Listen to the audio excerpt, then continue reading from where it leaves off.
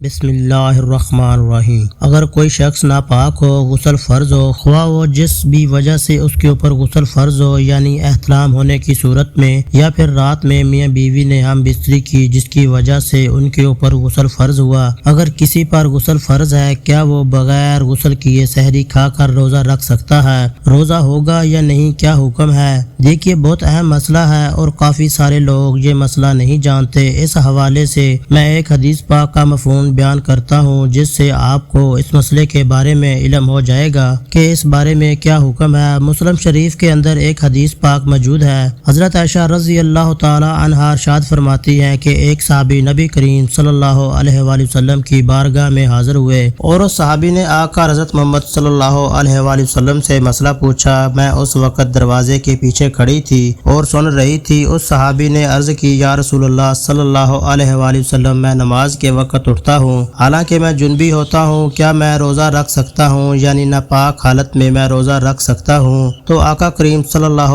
علیہ وآلہ وسلم نے ارشاد فرمایا کہ میں بھی جنبی ہوتا ہوں، نماز کے وقت اٹھتا ہوں، میں روزہ رکھتا ہوں۔ اس صحابی نے آگے سے عرض کی، یا رسول اللہ صلی اللہ علیہ وآلہ وسلم، آپ اللہ کے رسول ہیں، اب آپ ہماری مثل نہیں، یعنی اللہ نے آپ کے اگلے پچھلے تمام گناہ بخش دیے ہیں۔ تو آقا کریم صلی اللہ علیہ وآلہ وسلم نے ارشاد فرمایا، با خدا میں تم سب سے زیادہ اللہ سے ڈرنے والا ہوں اور ان تمام چیزوں سے میں تم سب سے زیادہ بچنے والا ہوں جن چیزوں سے بچنے کا حکم ہے۔ تم اسی حالت میں سحری کر کے روزہ رکھ لو اور نماز پڑھنے سے پہلے غسل کر کے نماز پڑھو، کیونکہ نماز پڑھنے کے لیے غسل فرض ہے۔